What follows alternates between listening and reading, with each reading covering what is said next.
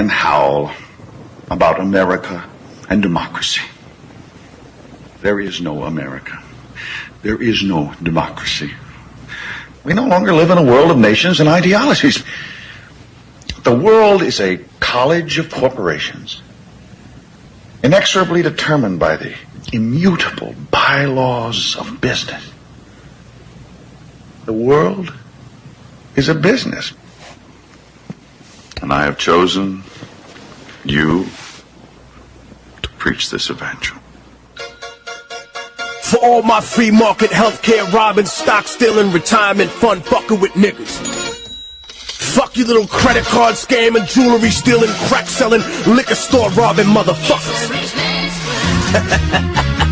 Shout to the homies, Carnegie, OG, Willie Randolph Hearst, Baruch, Rockefeller, the real Rockefeller, my main bitch Leona, pour out a little Louis XIII, Scott Rothstein, Jack Abramoff, hold your head, my raw chop niggas, let's get this money. I spend my day peppering America overseas, pension for the workers, nigga please, embezzlement, etiquette, private settlement, I'm better with Confederate rhetoric from my mansion in Connecticut, foreclose the big holes at the tenement, I twist words like a speech impediment, I hope you got good credit bitch, if not better get a new job with benefits, while I play golf with niggas and get cheddar with, new money buys brand new carrots, my old money bunch of great grandparents, you got grills in your mouth, I ain't mad at ya, I own every gold mine in South Africa. Thanks, baby, you made me $1 billion. Plus, I own a building for each one of my children's children. And we are live. Welcome to Voice of Rebellion Radio with your host, as always, Chris J. This is UCY Radio. This is Sunday night. It is 9 Eastern Time over here and 6 over on the West Coast. As we pass 9 o'clock here, quite a few recent events going on and a lot involving the place that I'm going to be talking about a lot tonight and the situation I'm going to be talking about a lot tonight.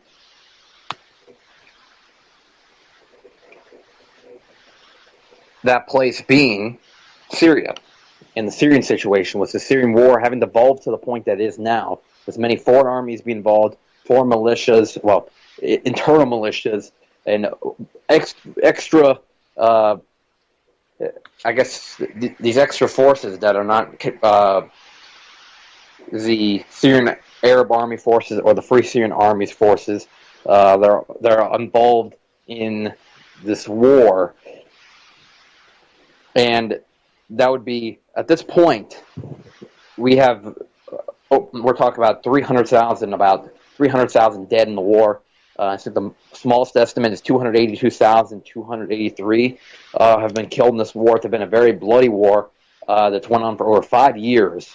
And backed by the United States, they claim these moderate rebels that no one seemed to be a figment of the imagination of the West. They're talking about the Free Syrian Army. They call them a moderate rebel group. However, they've been involved with crucifixion of Christians. They've been involved in the use, or claiming to have chemical weapons. They have been involved in the beheadings of their opponents, their enemies, and they've been involved in one case, eating the organs of a fallen soldier that they have killed. These people are by no means, no way, moderate. These people are Islamist terrorists that are, and they're Islamist only in the sense of Wahhabism, which is a perversion of the Quran, and is not really the words of the Quran, but rather is something that is torn apart, the Sunnis and Shias. But the Sunnis and Shias, they try to drive this division between the Sunnis and Shias in the countries that they're in. But the truth is that the Sunnis and Shias are one, and for many years had no problems to like what they have now. Now all the sectarian fighting's happening, and all this fighting, this place is blown up, and people say that they've been fighting for thousands of years, but the truth is that the fighting was nowhere near the scale it is now until 1948. And what happened in 1948? Give you a second to try to figure it out. Oh yeah, Israel was created. And you know, people are going to say already, oh, here he goes back, blaming Israel. But let me put in perspective here. In this case, for the Syrian army, for the Syrian war, for example, who has been backing these terrorists in the country? Israel. They've been backing al-Nusra, they've been backing ISIS, and they've been backing the Free Syrian Army. They have been the ones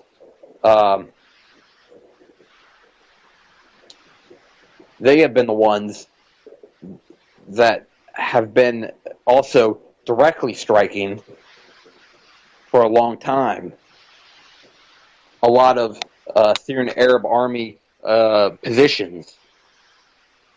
And the Syrian Arab Army, to be clear, is just the government of Syria, Bashar al-Assad and his forces, which are 90% Sunni. And all the time you hear this myth about that the government oppresses the Sunni population, when 90% of the forces fighting for Assad are Sunni.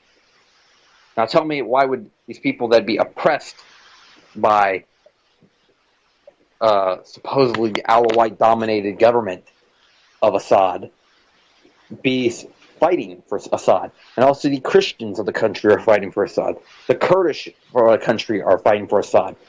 The Kurds of the country are fighting for Assad. All these forces of minorities that have taken up arms against this terrorist mercenary group that's called the Syrian opposition. And then, you could say, oh, but there's different groups. There's al-Nusra, now they have this new name called like Jabhat al-Asham. There's ICE, there's ISIS is the extreme ones you're talking about. There's the Free Syrian Army that people say are moderate. The truth is they all resort to about the same tactics. And Free Syrian Army and ISIS have a truce. There's no secret about that. In fact, James Foley, the first man that we heard about on the news, they kept talking about it. And they won't put this inconvenient truth that he got sold off to ISIS by the Free Syrian Army. The people, the moderate rebels that you keep hearing these heroic stories about and stuff like that, these people are no heroes. And also, here's another thing about these bastards. A huge reason why the civilian count has went up to this point, why we have 283,200, or whatever the hell number that I saw was the number. I don't know how they got down to an exact number like that. This estimate, it was like 282,283.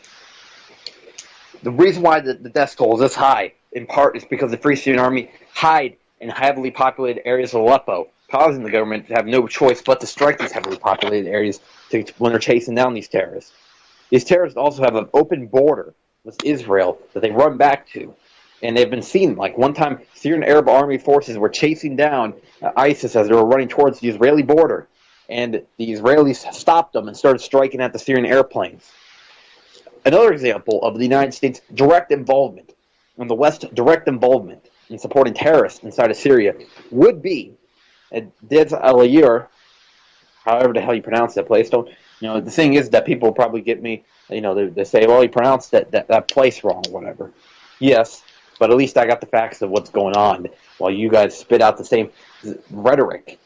I'm talking about the mainstream media and people and followers on people that post CNN articles and stuff on Facebook and claim that to be the real news. Is at least I know that at Dez al-Ayr, what happened is that this is a little pocket in ISIS-controlled territory. A lot of eastern Syria is controlled by ISIS. It has been controlled by ISIS for now 2 years now, since ISIS really got to its biggest territorial control of Syria. At one point in the Syrian war, they controlled probably, it looked like 60% of the country. Not the population, but about the territory. Most of eastern Syria is nothing, just desert. But then there's this Dez al-Ayr, the city, where 300,000 civilians are being guarded by the Syrian Arab Army. There's a little pocket in the middle of ISIS-controlled territory. And there was a fight going on between the Syrian Arab Army and ISIS. Now, the United States claimed the story is that their Air Force was coming in there to strike ISIS, but they got wrong coordinates or some misinformation, and they ended up striking the Syrian Arab Army.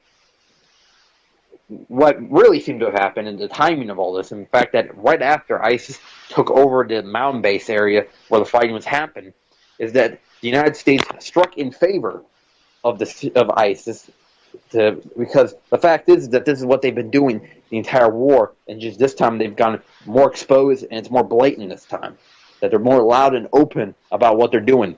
Before, They were just doing, attack here on a food warehouse here, an oil refinery here. They're attacking, more like the infrastructure of the country, and they're also attacking some Syrian Arab army positions here and there. There was a couple. There was only, but there wasn't an incident as big as what happened on Saturday the 17th. So it's in eastern Syria where the United States have been striking heavily, and in relative terms heavily, because there's actually not been many strikes at all being done by the United States in the first 2 years of this United States involvement in the war. They've been barely involved in any significant moves against ISIS, while the Russians, in the areas where they've struck, the ISIS have been pushed away from Palmyra, and pushed away from Damascus, where they were threatened not too long ago, the capital, and Aleppo, which they're out. A lot of their, different name but same shit group like Al-Nusra that were a lot around Aleppo. They were struck by the Russian military. And that's what that's what they've said recently, is that, well, the Russian military is not doing a good thing because they're attacking the Syrian rebels as well. That's the fucking point. Because the Syrian rebels are no different from the ISIS guys. Even the most moderate supposed opposition group, the Free Syrian Army, has done all the things that I mentioned earlier in the show. And look it up on YouTube and other sources if you don't believe me. There is solid, concrete evidence that these guys are responsible for massive war crimes. And Assad's forces inside of Syria, there's no doubt that the minorities of the group, the Palestinians, the Christians, the Kurds, and the Sunnis, which are not a minority, but they're not represented in the government, have all overwhelmingly taken the side of the government in Syria. The Free Syrian Army, you see these guys, and they don't look Syrian because they're not Syrian. These people are from 81 different countries. This is a foreign imported mercenary group. And if it's not 81, it's way up there, the amount of different countries. They're coming from Egypt and Libya and all kinds of different countries, and a bunch from UK, United States, are going there to fight what ultimately is a jihad to them. They've been spouted by this. A lot of these people, they get fooled by this false rhetoric. They believe that they're actually fighting some kind of thing that's holy. But ultimately what they're doing is that they're destroying some of the oldest Islamic culture in Syria by what ISIS has done, and the other groups have done, helping destroy these ancient cities with so much Islamic history. And, there's just from any angle, it's wrong to support the Syrian rebels. Even if you take the angle purely of, that ultimately the one that has done the most, and one of the biggest things, the biggest thing I think that could be done for the Muslim population is to oppose Israel, because of Israel's constant creation of wars in Muslim countries. And that's one thing Assad has done solidly since, both Assads have done that solidly since 1970, when first Assad took power 46 years ago. Assad has always been a strong supporter of Palestine. And there's the Free Syrian Army. I remember there was this page on Facebook a while back that I used to follow, which was just Free Palestine. But I got blocked by them eventually. Why? Because they were dumb enough to believe that about the whole Free Syrian Army, that they're going to liberate their country and from, they called Assad's government Zionist, which that's hilarious, because Assad's government has been targeted so heavily by Israel over the years. And why would Israel's been striking Assad's government? Now also in the Golan Heights they've been striking recently. They struck after the Deir al-Yor incident that happened Saturday the 17th. 83 is the number, a big number in this. 83 Syrian soldiers died at Deir al-Yor. Now imagine if 83 on our own soil, for whatever reason, or even in an ally, we'll just say, let's not even go to that much of a stretch. Let's just say in an ally's soil. Let's say that instead of Syria, we'll make this we'll change the country up a little bit. Let's say it's France or something like that. Okay, 83 American soldiers at France, and we'll just say that ISIS is now on the loose inside of France, and the Syrian military, the Iranian military, has decided to aid the French government fight ISIS. Now, I know this is a whole stretch situation, but just follow me here. And in the process, the Iranian government kills 83 American soldiers that were there. Imagine how much of an outrage that would be. 83 American soldiers were killed anywhere on the planet by another army. There would be commercials about it. There would be 9/17. Never forget. Would be the new thing. We must never forget 9/17. That's what in the United States government is killed with its policies inside of Syria.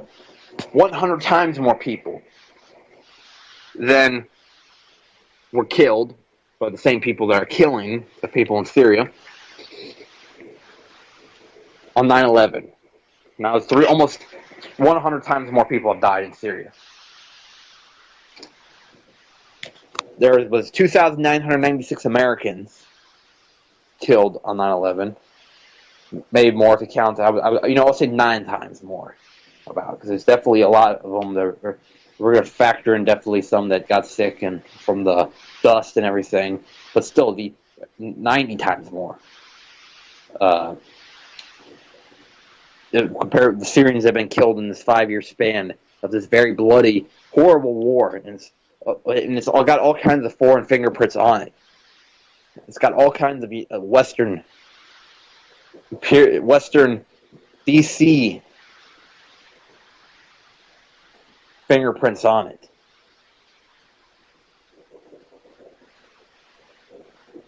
This whole war, in a sense, this whole war it's really a prelude, I think, to this war will, I think, unfortunately evolve into World War III. There's all kinds of situations that could lead to that. What happened at Deir ez-Zor could have easily led to World War III commencing, but the restraint of the Syrian military and the Russian government and all of the ones on that side of the conflict led it to not happen. Easily the Syrian army, out of retaliation, 1 week later or something, could have found a United States target somewhere and killed 30 of them. That would have led automatically to an emergency congressional meeting and all kinds of stuff, and then there would have been, like I said, that if that amount of Americans, the 83 that were killed in Syria on 9/17, if those were Americans, you'd be here. Never forget 9/17. Let's say that there happens, and then you've been the never forget whatever. Now it's 9/22. We'll say that 5 days later they retaliated, and then after there would have been that would have sparked enough for an emergency congressional meeting. They would decide on airstrikes immediately effective on Damascus, on the Syrian army, and also it would have been an Iraq-style invasion by now. And there would be, in the middle of the night, 3 in the morning, 4 in the morning one night, the M1s. What's the new one, actually? M1's the old one. I don't know. It doesn't matter. But the tanks would be rolling into Damascus, and there'd be F-35s flying over Damascus in that night, and there'd be leaving a little bit more than fireworks. The place would be bombed to hell by that morning, by that afternoon, if that would have happened. So I think that though there's a difference though. I think that the Syrian military is no joke, and I think they could definitely hold off an American invasion for a while, especially if the Iranians, which would definitely come to help, then they could definitely, for a long term, hold off the American invading forces, just because the immense size of their military and the advanced stages of the military with all kinds of ballistic missiles and all kinds of missiles and high level weaponry that really, it would be no comparison to Iraq or Afghanistan, of what kind of a thing that the United States military would endure. And that's what I say. That would be War III right there. The United States and Israel against Syria and Iran would be War III. Russia doesn't even have to get involved in that mess for it to already be. I would be able to be considered War III. Just about the amount of casualties that would be involved, and by the amount of the place that would be infected, because you imagine that the war would definitely at that point spread into Turkey. It's already spread into Iraq. I mean, really, the ISIS has spread over into Iraq, but the war itself would spread into Iraq. There would be fighting all across the Middle East, and there would be probably not just those two involved, but there would also be France, Britain would join in on the bombing with the United States. I mean, there was British aircraft, I think, were seen at the Deir al-Yor incident. There would also be, probably would help on to some extent on the other side. Maybe some of the smaller allies of Russia would come in, but I don't think Russia would come in themselves, because that might be. Thing is, I've seen with the Ukraine scenario is that they know restraint enough that I don't think there's going to be anything besides literally them getting attacked by the United States. By the United States with some kind of with a rocket attack or an invasion that would actually draw the Russians into anything, because they know what could happen. The Ukraine scenario, they could have definitely went in there and went into Ukraine, but they know that the United States is on the other side. They have their paratroopers inside of West Ukraine. The Russians could have easily intervened and did a Georgia-style mission into Ukraine while this is all unfolding, but they didn't. But still, the ugliness of the Syrian war is really unparalleled in current time to any other war, just by some of the things that we've seen in this war, and also by the horrible media coverage inside the United States of this war, showing these terrorist butchers to be heroes, and to show these brave men, brave women too, that belong to the Syrian Arab Army, and call them all terrorists that are defending their homeland. And yeah, their army actually does allow women in there. And there's been a few cases I've seen with women fighting inside the Syrian Arab Army. Also, to be noted is that journalists that did go inside of Syria and try to report the truth, for example, this one journalist that was saying, she tried to say that she was one of the first people to put it out there that Turkey, a strong American ally, was involved in supporting ISIS. This is back in 2014. She died a week later or something like that after going there for the report. Now, with the nowadays, it's no secret that Turkey supports ISIS, and the fact that it's became almost like a worldwide accepted fact at this point. It's no longer just a conspiracy theory that Turkey's involved, definitely. And then we even have, our presidential candidate even kind of start to allude to that fact, and then he kind of dropped that whole point about America's relationship with Turkey.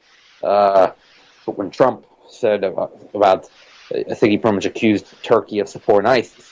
And of course, Trump would never say Israel supports ISIS, never would say our own government supports ISIS.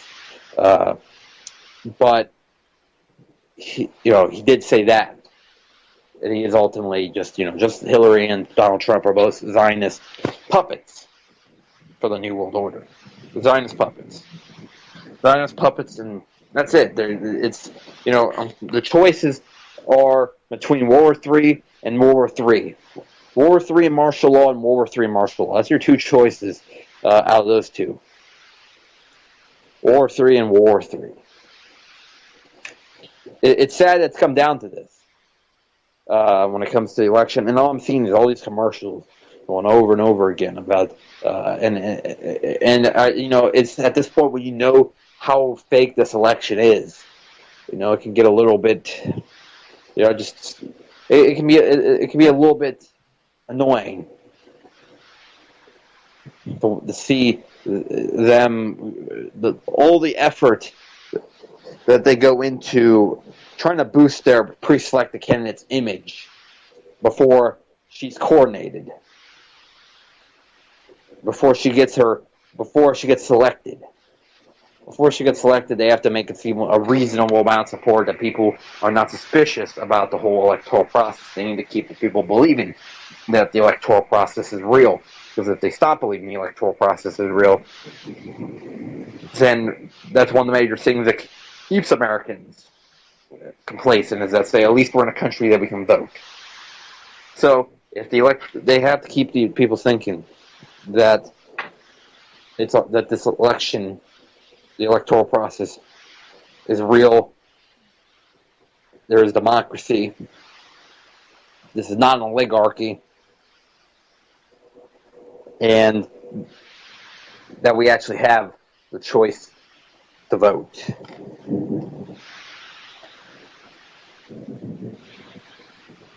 We can't. If they believe, they don't. They need to believe this election is real, because I see them scrambling.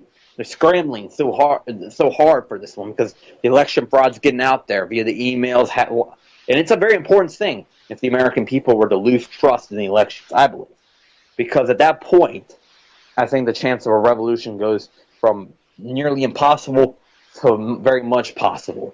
If the majority of the people start believing that this election was rigged in the first place, and there was no primaries, there was no real general election, and that the fact that Hillary was the pre-selected candidate all along. They need for them to believe this election is real. Otherwise, the whole illusion falls apart. This illusion that, there's so many steps to the illusion in keeping us asleep. I see how far people go, and I can see how people are asleep. They fill their mind. I was talking with this. It's funny. I was talking at a Rays game, so yes, a baseball game here in St. Pete. I saw this exchange. There was this woman, like 20, that she didn't really know what was going on, like what was going on in the game. She really didn't get the game of baseball because she was an exchange program from the UK. And then I sort of explained to her, I was like, oh yeah, we have plenty of sports. We have the NHL, we have the MLB, we have the NBA, we have the NFL, we have college football, and there's 30 teams in 3 of those leagues, 32 in the NFL, and 100 plus in college football. The whole, they load their minds with all this stuff about sports. To a lot of them, this is how they can make it where there's not too much else could fit in there. For me, I can keep track of pretty well both. I do have an interest in sports, partially because of the fact that that's, I don't know, that was a big part of me growing up, going to Rays games and following sports very closely. And at some point, I guess it was a I guess just being in a sports-rich area like here, because we have so many people from the Northeast here, and then we also have all these teams here in this area. I guess it's kind of hard to have avoided sports growing up. So for me, sports were a big part of growing up. But at the same time, politics, researching, studying If people could just replace some of those batting averages that they know, how the hell do they remember all this stuff? These are just numbers. They need to. What if they knew the numbers, like what the numbers in the Syrian war that are going on, and know, for example, just minor facts. Instead of knowing the scouting report on these NBA players about how this guy's better driving to the left than, or if they knew, for example, instead of that, they know that the Free Syrian Army are Islamist terrorists. Instead of knowing that this guy hits well for power, they knew that that Israel has an illegal nuclear weapons program. They're just basic facts. Because, what if they knew and spent a lot of time that they have all these distractions? I saw a major distraction this week, which was made the one that they're like the royal couple of the United States when it comes to celebrities. The Brad and Angelina breaking up. And how many Americans actually gave a shit about any of that? I mean, to me, it's impossible for me when it comes to all these celebrities to actually caring that much as Americans do about these celebrities. They have no part in their lives. A lot of times, these celebrities, have done nothing for humanitarian things when they have all this money.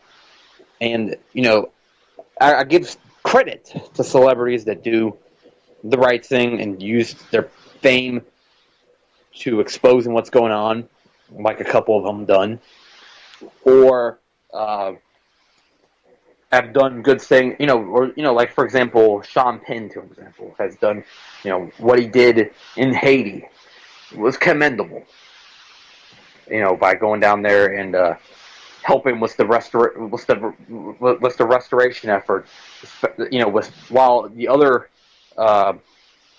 the United States government with the Red Cross the United States government. I mean, they had $500 million and they built 6 houses.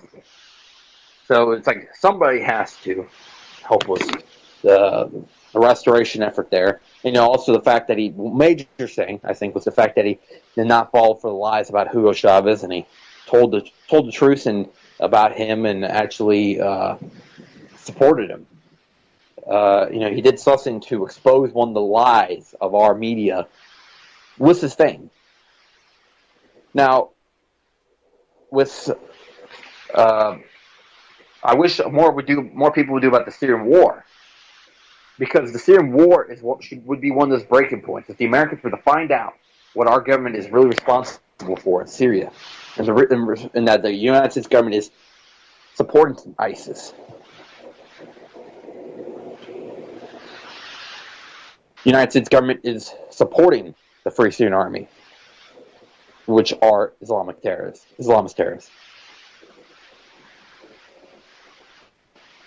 The United States government is supporting Al-Nusra, which is the Syrian version of Al-Qaeda. It's a branch of Al-Qaeda is there.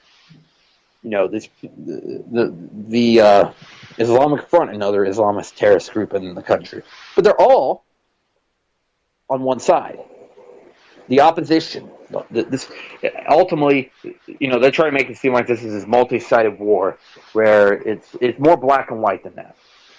They try to make it seem like, well, these guys are all fighting each other. It's not, but the Free Syrian Army, those are the good guys, right? No, Free Syrian armies have a truce with ISIS. They are killing civilians using them as human shields. They are as well aligned with the other terror groups inside Syria. The Kurdish are, in a way you could say they're a third sign, but they really have set aside their differences with the Syrian Arab army until the war's over. Then they'll start talking territory.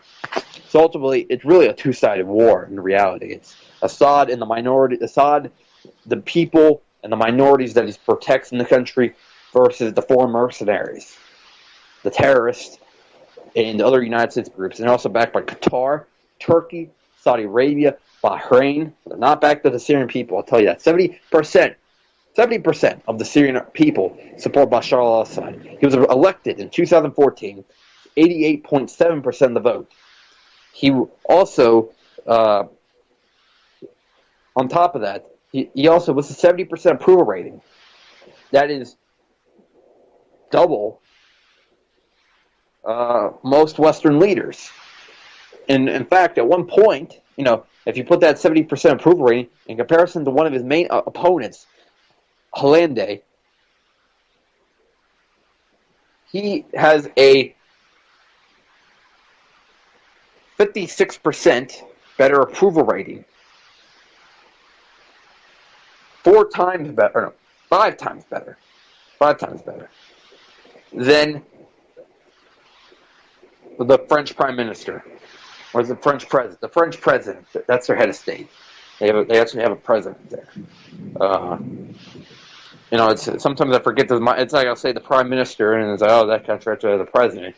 But ultimately, it's the president. All these countries, France, Britain, it's more like the puppet in charge, the puppet in chief, the head puppet, the puppet masters, Rothschilds.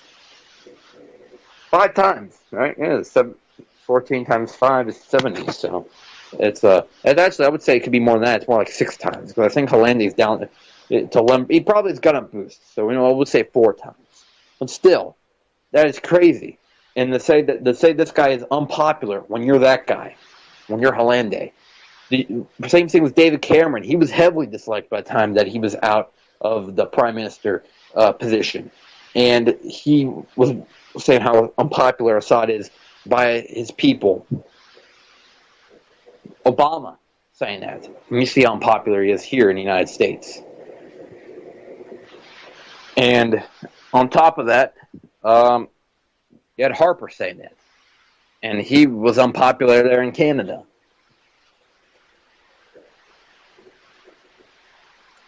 The Syrian war has went on for 5.5 years now, and there was no real end in sight. I mean, it seems like this war could continue for the next few. It's going to go on for the next few years. It probably will devolve. I think it's going to devolve into World War III because of all the players that are involved, and the United States has been trying to push that.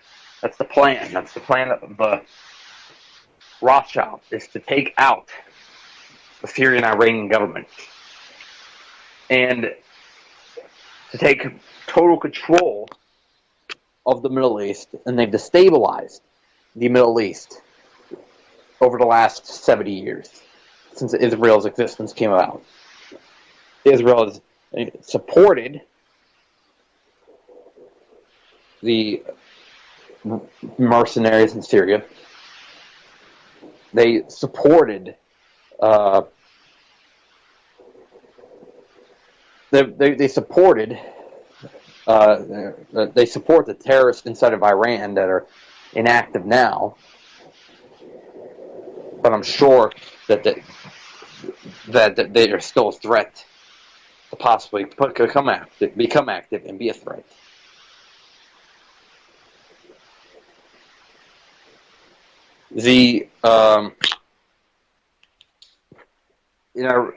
Right now with Israel, in their position in the war, is that they've been striking the Syrian army heavily for in the last months. I would say they've been striking quite often inside of the Golan Heights. The Golan Heights is an occupied area of Syria by Israel. This is where a lot of oil is located, and Murdoch, Cheney, and the Rothschilds, they all want control of that oil. So now Israel started pretty much a war against the Syrian army there in the Golan Heights. So they strike, maybe not heavily, but they have striked recently. There's been a few strikes, and there was one after the Deir Yair incident. And this is more occupation of land that they do not control, or that is not theirs. This is Syrian land.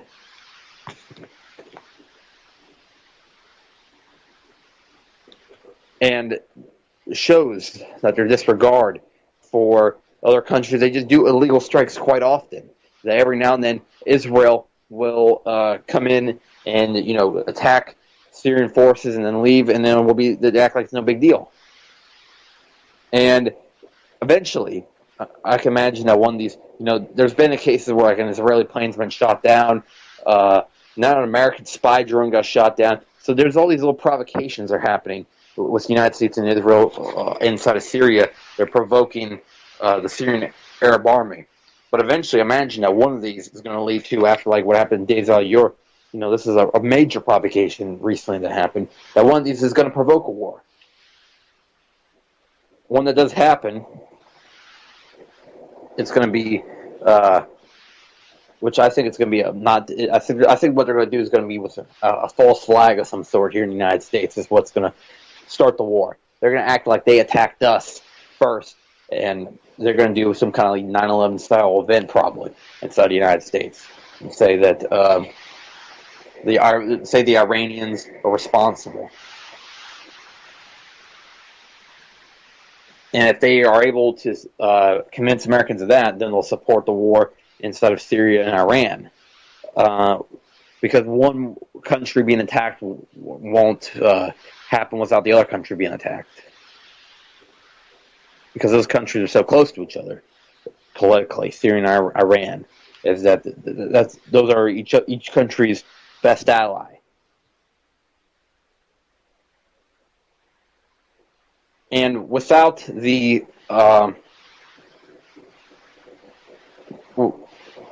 the American people, there will be probably some protests, and there's going to be some uproar inside the country. That's for sure. But I'm pretty sure that, again, false patriotism that's been pushed inside of this country, they'll make it like this whole Kaepernick incident. They'll make it so distasteful, they'll make it seem like, to protest that war, that they'll make it seem like, they'll attach things that are really not attached. They'll say that protesting this war is disrespecting all the victims at this event, this false flag event that triggers the war, and they'll make it where the protest won't even be really there. It's kind of like what they did with the Iraq War. Remember, is that they made it seem like you were dishonoring the people that died in 9/11 by protesting the Iraq War. And the whole narrative is, and ultimately I say that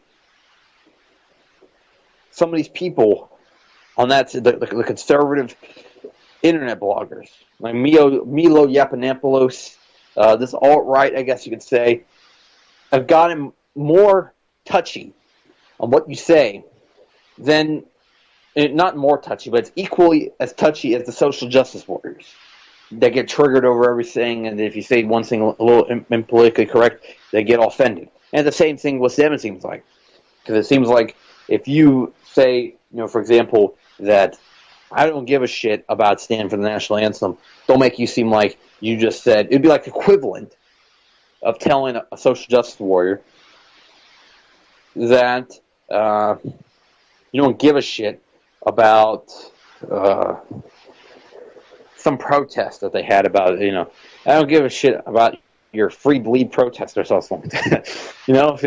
And that's the thing, is that stand for the national anthem, the whole, it's, and this is my take on this, and I'll put this right here, is that if you actually believe that freedom means that you have to stand for a national anthem because you have the freedom to not stand for the national anthem, if you actually believe that's a logical train of thought, you obviously don't understand how freedom works.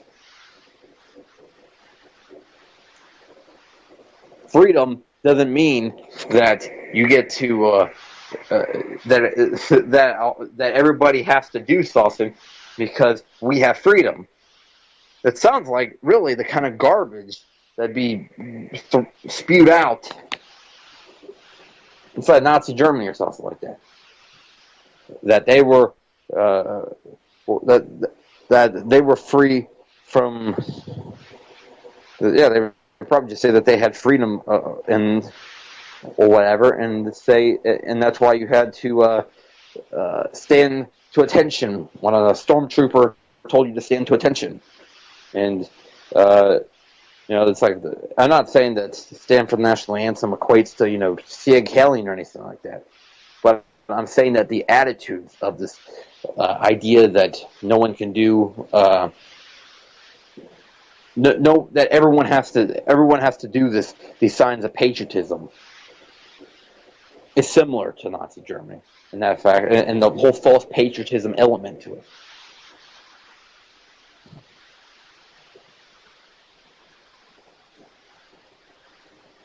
It's, and I'll throw another thing out there, is that false patriotism is being pushed by the neocons. And the neocons are mainly, a lot of them are Zionists, like Kagan's, which I think are rumored to be connected with the infamous Kaganovich family that killed thousands of Russians during the Bolshevik Revolution. The Kaganoviches were Ivan Kaganovich was the one that some people call him the biggest mass murderer in Russian history. So if there is no, that's what's alleged. So it would be no surprise if Ivan Kaganovich is not connected with Robert Kagan and also these major people in the whole choreographing 9/11. That really PNAC was Project for a New American Century was a huge part. They had a big part in the 9/11. The whole idea of using that to create false patriotism. They were the think tank part of the whole equation. And just like the Mossad were there with the actual facilitation of the event and the bans, they were there with the facilitation of using the media to spin this for unconditional support for Israel. And that's what 9/11 really did in a way. It has created unconditional support for Israel because they make it seem like Israel is the only country in the Middle East that has America's back 100%. When in reality, you see that Israel could care less about the American people, and that, as Netanyahu said, that America could dry up, and then once America dries up and Israel's used it all, they're just going to let us fly to the wind pretty much. That was, of course, I'm paraphrasing, like I do with a lot of stuff, but that's what they think of us, and that's what a lot of people think that way, and definitely the government, Netanyahu and all that, think not too highly of the American people. They see us as useful Goya. We're useful cattle to them. Goya means cattle. If you guys don't know that. That's a Hebrew word you should definitely know. And just jumped in here in the chat room and see what's going on here.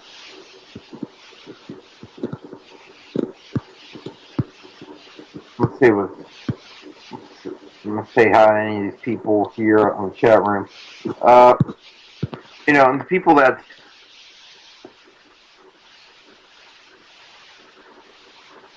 and I like how I go to the chat room, like we talk about Syria, and there's talk about the flat earther society.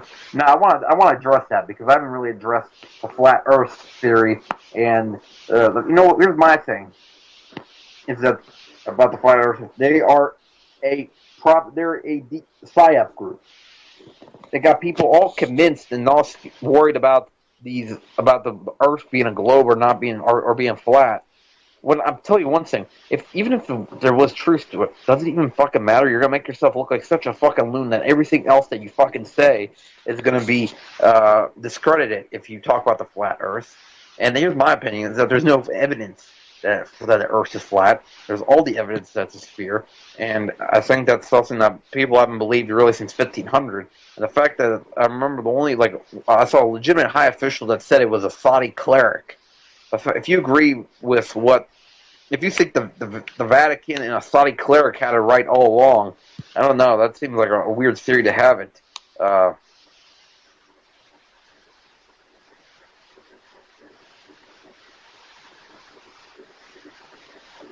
And, the whole flat Earth thing, I see some of my friends even on Facebook falling into it. Some of my Facebook friends, and it's annoying. It's like, you just make yourself look like a fucking loon. And there's no point to it. There's certain things that should be addressed a little bit. And,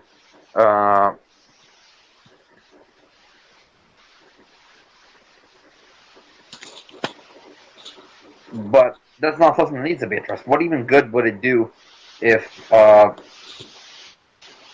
you were actually to say, if you're actually to prove that the Earth is flat, and knowing that the Earth was flat? I mean, what major ramifications would that have on our life? And also, somebody mentioned the "What is Aleppo" quote. And that's part of the reason, it's not part of the reason, but it's definitely the whole Gary Johnson campaign has really kind of fell apart on me. A lot of the stuff that I thought Gary Johnson was was actually any good on. For example, I gotta look up one quote. Did Gary Johnson actually support? What was it? I saw Gary Johnson supported, and I couldn't believe that he supported. I heard that he supported. He took back the thing on the carbon tax. But I know that he's definitely somebody who seems to be friendly with Israel. And I don't know if he said that Hillary Clinton was a great political servant, but I'm pretty sure that it's definitely not very critical on Hillary Clinton, who was a massive war criminal and a chronic liar. I'm just going to look that up. Apparently.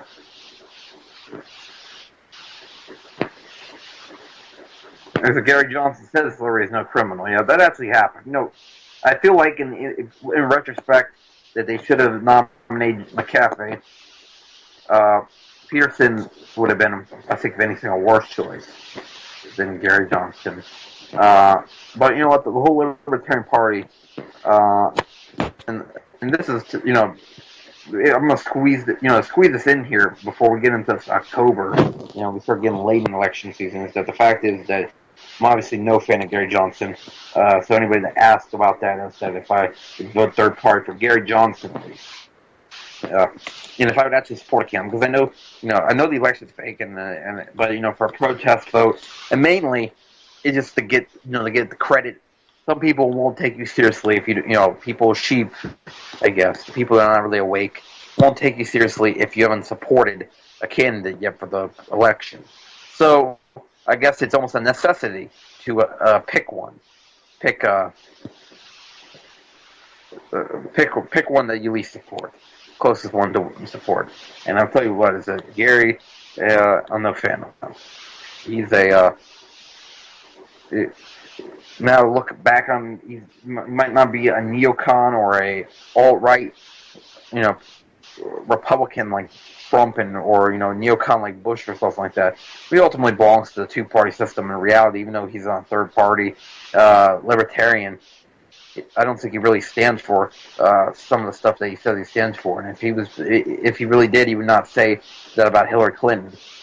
He would definitely not be in favor of her in any degree of, and make it seem like her presidency wouldn't be that bad.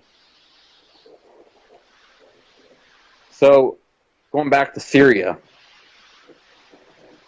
the Syrian government has been protecting minorities inside the country. They've been protecting some of the people of the major cities now for a while. And it's ultimately resulted in the Syrian army has gotten a ton of support, and a lot of people of the country now have pretty much joined arms with the Syrian army that wouldn't have before because of this war. And in a way, it's created a unity. The unity has continued. It's carried on from earlier, but it's going to create a unity that wouldn't have existed between forces, between these groups, these different minorities together. It existed. The unity was there, and the unity just continues, I guess. But because the unity was always there, and that's why there was such a peaceful country. In comparison, and in peaceful definitely I'm talking relative peacefulness, like out of Middle Eastern countries in recent years, it's been very hard to have any kind of significant peace when you have all this influence and all these attempts at destabilization. This isn't the first time that they had a violent uprising inside the country. I mean, they had against Assad's father. He survived a violent uprising in 1982 against groups very similar to the ones that are fighting his son right now, Bashar al-Assad. The Hama uprising was the Muslim Brotherhood, which is heavily connected to these groups like the Free Syrian Army, and a Muslim Brotherhood president who was president of Egypt, Mohammed Morsi, was known to be a pretty big fan of the Free Syrian Army and a big enemy to the Assad government. So Muslim Brotherhood are connected in a way, definitely by ideology, to these current terrorists inside the country with the Free Syrian Army.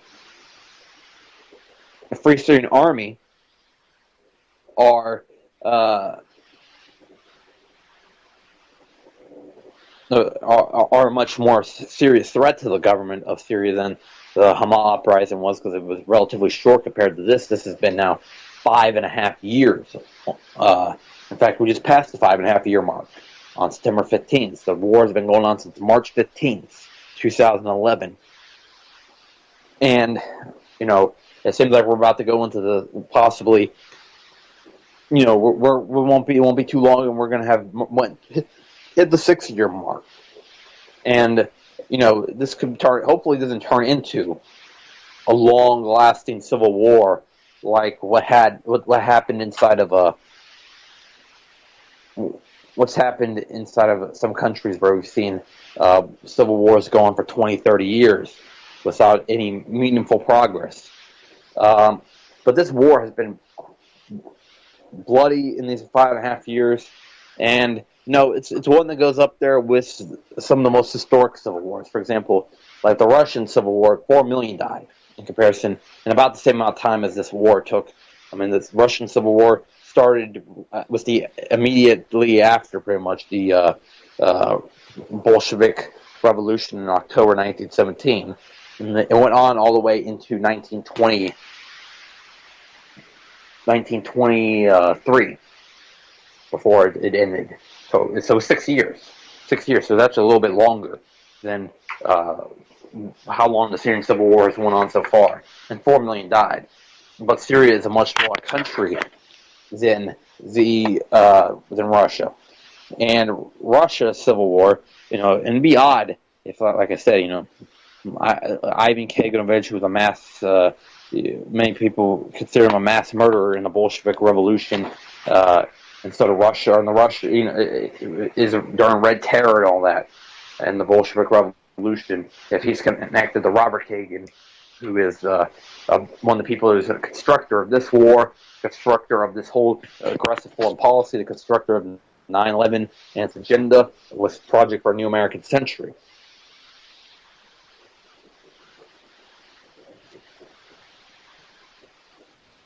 There's a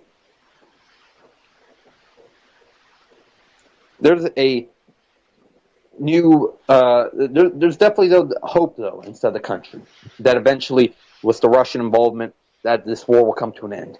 Though I think it's a false hope, because the Russian involvement, they're going to pull out when if the United States was to get involved to a bigger extent than they are now. Because the United States, they know any kind of confrontation with them could lead to literally the end of the world. The end of the world. And the Russian government does not want it. Now, to the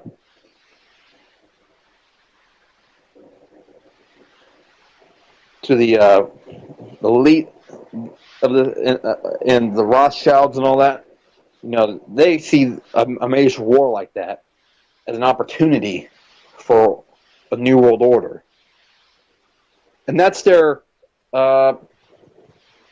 People talk about all this stuff, and what is this whole leading to? What's all these different wars? What's all this violence? What's it all leading to?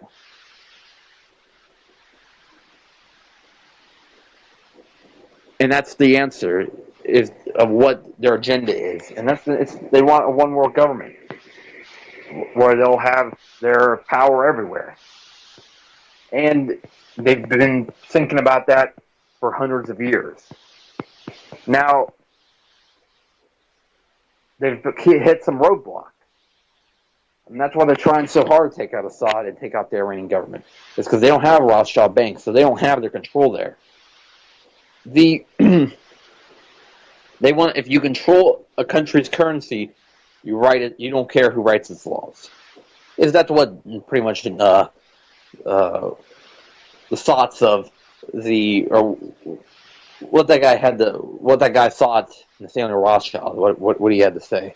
Or this quote, this famous quote. It was actually Nathan Rothschild who said that. That's pretty much the equation: is taking over the country's currency, and then you control the country.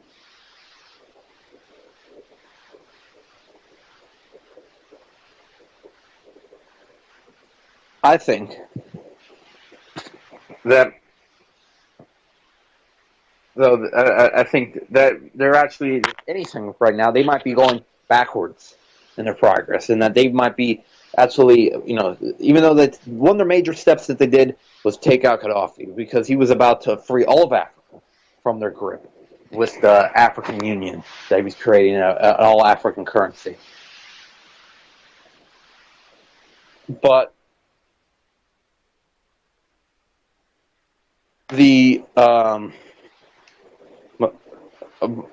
but now they've gotten into this the scenario where BRICS has happened and BRICS came about. BRICS came into existence, and that could be a major roadblock to their plans. And they've also had what went down inside of, I think their plans inside of Venezuela have been massively delayed. They thought that they'd be able to take out the Venezuelan government much faster than they have been able to, but ultimately they haven't been able to. But ultimately they're much more keen on their plot. They see the potential of another coup attempt, and they're prepared. They survived one coup attempt in 2002. Now they survived another one in early 2015. Now a third coup attempt, I think they'd be ready for.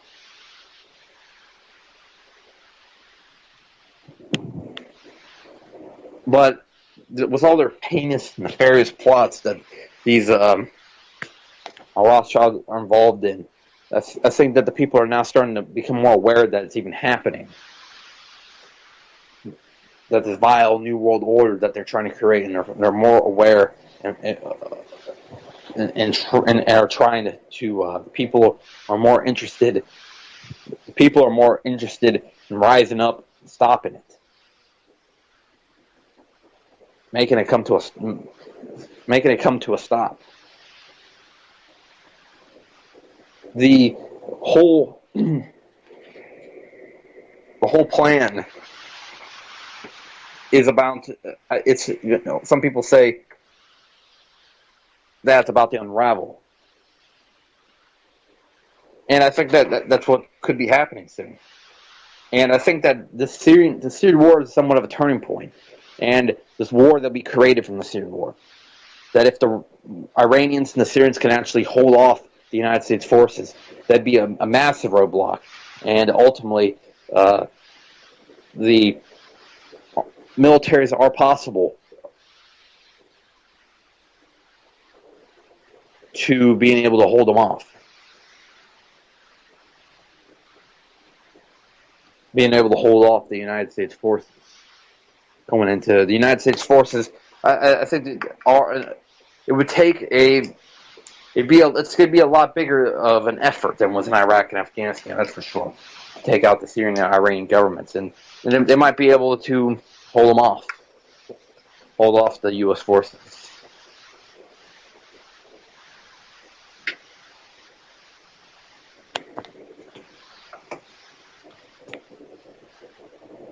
It sucks not having the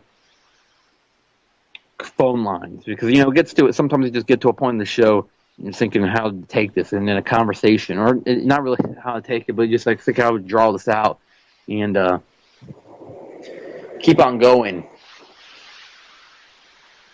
And just a caller makes it much easier. Sometimes they bring a way of how to take the show. But I guess the next thing to talk about in the war, and I didn't really talk about, is the fact of Hezbollah's involvement in the war. And Hezbollah, and now I'm going to get into some really controversial stuff, is that Hezbollah is often regarded by the Western governments as a terror group. But the truth is that ultimately they haven't been involved in really terrorist actions. And they say their ideology is extreme and that these are Islamists. But they have popular support inside of Syria and popular support inside of Iran. The Iranian government backs them. And looking at them from, what they've been involved, they've actually killed many terrorists. In fact, they've killed more terrorists than the United States military has done in Syria. They've killed many, many, many ISIS. They're killing terrorists inside of Yemen, ISIS inside of Yemen, and also other terror groups. The Hadi government that is an Islamist supporting the former Hadi government that's trying to retake power of the country. No, Hezbollah is backing the Houthis. Actually, the Houthis are like Hezbollah. I don't think Hezbollah is there because Hezbollah is a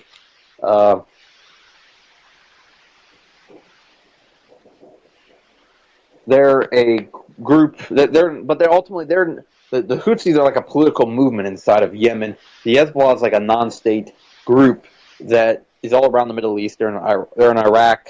They're in Iran. They're in Lebanon, Syria. Lebanon's their headquarters. They have a political party inside of Lebanon. That's where they have a lot of support, and they also they're part of an alliance, the March 8th alliance inside of Lebanon, where they actually are able to take part somewhat of the government actions there.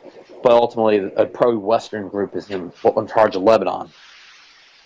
The Hezbollah has become more supported by they've lost a little bit of their stigma as extremists with their efforts inside of Syria as fighting ISIS and fighting these other terror groups inside the country, and they've been an effective force.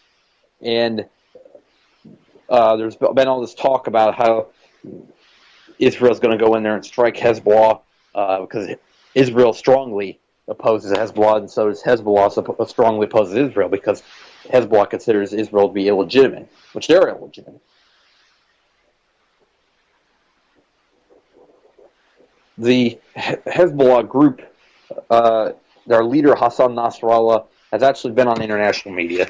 He's been on RT1, and it was actually a pretty big interview when it happened. Hassan Nasrallah is a pretty highly respected individual inside of Iran and other Middle Eastern countries.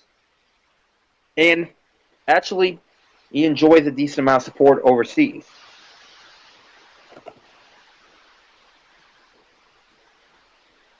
It's said that that he's kind of secretive, and he's been involved with Hezbollah for many, many years, but he's been heavily involved in one of the major tests of Syria, and he's been pretty successful at it in making a better image for his group.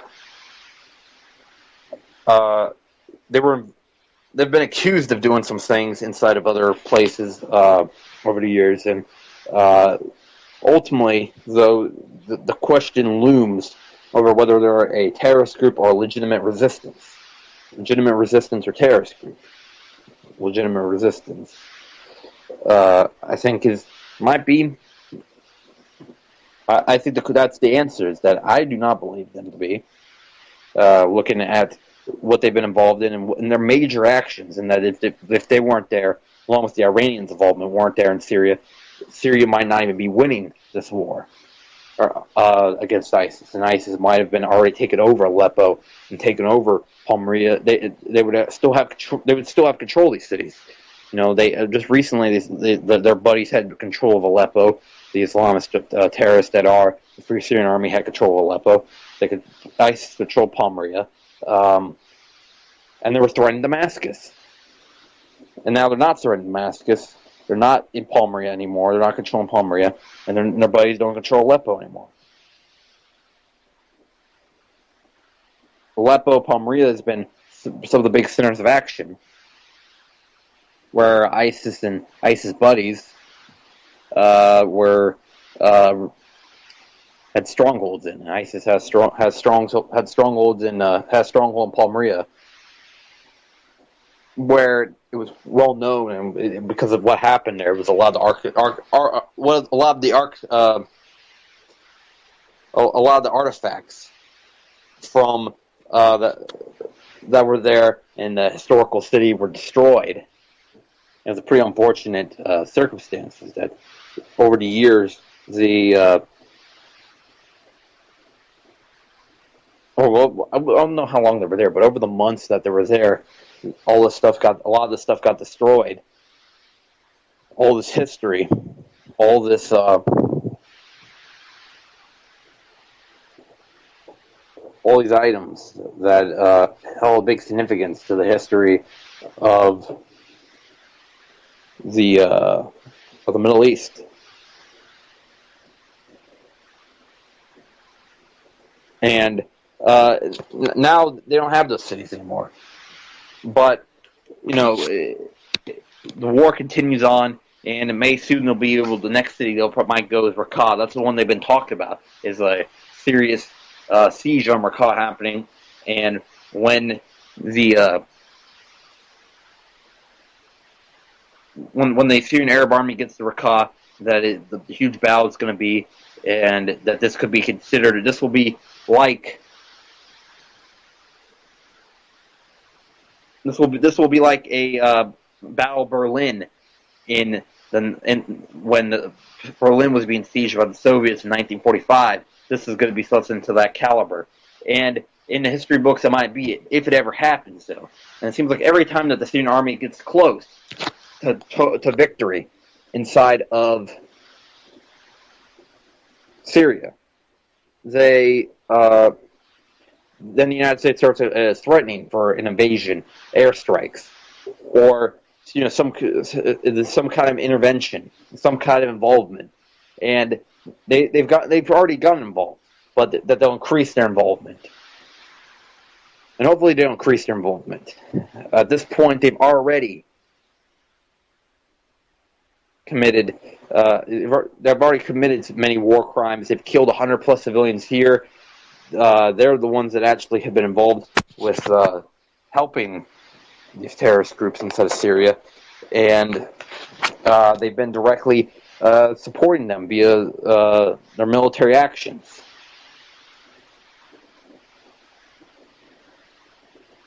And the Russian government now has accused the United States government of supporting ISIS, and so as the Syrian military has said that they are supporting ISIS. They said that the United States is supporting ISIS. So now Russia, Syria, and of course the United States has tried to dismiss these claims as absurd and all that, and they've made it seem like that the whole United Nations emergency meeting was uncalled for, and that there was no need for a United Nations emergency meeting after the Deir al-Zor incident. Deir al-Zor, however, that was kind of incident that could have led to War III, and it almost did. And I think that the tensions are getting hotter and hotter, and there's a point where it's just going to break loose. There's also, on top of the countries that have listed are involved, there's also Belarus has given support, Cuba has given some support, China is apparently there with some warships, which is very interesting. That a major country like China is there, and China has been involved in over the years a lot of their allies, so-called allies, they've backstabbed. So I think any country that takes China's support has to be very careful, because in the end they could get burned. The Iranian government's been heavily involved in backing the Assad government. And the I mentioned Iran, but I'm just mentioning countries that are backing the Syrian government, and then there's all these countries backing the rebels in this coalition made by the United States. In this coalition, there's so many different countries in this coalition. They're involved in the bombing and the imperialistic expansion into Syria. That's what it's an imperialist project, and one more country that they want to control. It's one more. It's just another example. They've done this meddling for so many years. They started with all the way back when the first ones was 1953, the Iranian coup that took out their democratically elected government, and it put in the Shah.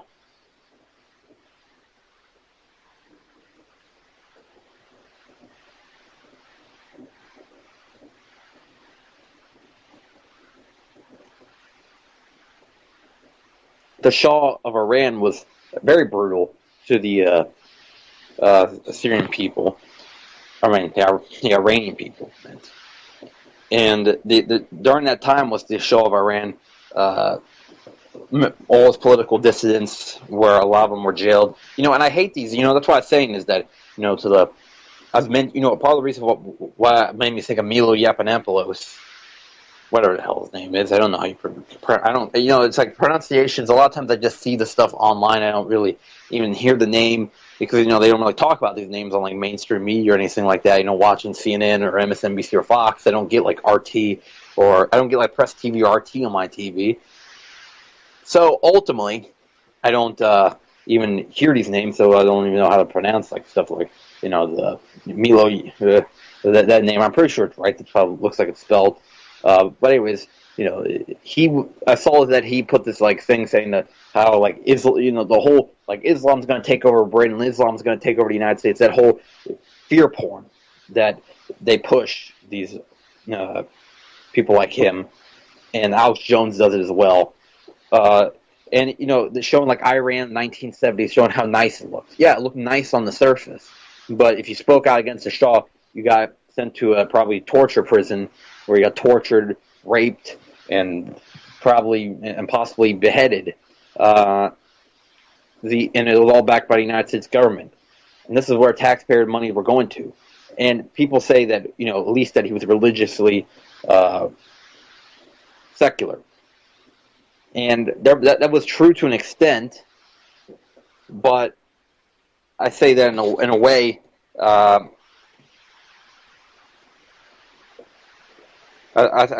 ultimately, the reason why he diluted the culture of, why he took away, part of the reason why he took away importance, I guess, on the religion in this country was it was to distract, because the people that were more Islamic in this country were criticizing Israel, and he wanted to detract from his relationship with Israel. That was pretty open. It was like the king of Libya, who had a secret relationship with Israel. And that was part of the reason why the 1979 Islamic Revolution went down, is because the relationship with Israel. There was also, along with the anti-American chants, there was the anti-Israeli chants that were going on. And while some of the actions that happened during the 1979 Islamic Revolution were not exactly right, the actions that the Shah committed made all those things look pale. All the, apparently there were some hangings and some Americans, and the Americans that got held hostage, which was to draw attention to the. It got the Americans' attention, but didn't get attention of what they were actually complaining about. And what they were complaining about was the United States withholding of their deposed tyrant,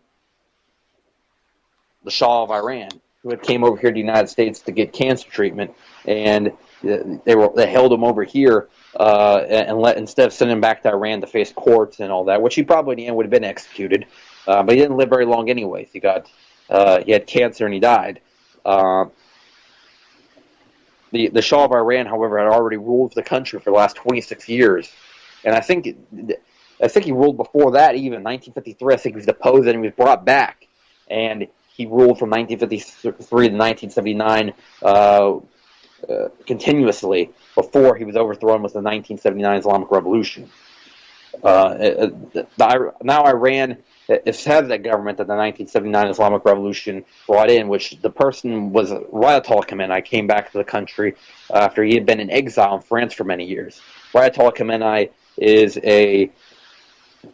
ultimately, in reality, the Khamenei governments, the Ayatollah's governments have been pretty tolerant towards Christians and Jews in this country and in their country, and in the end,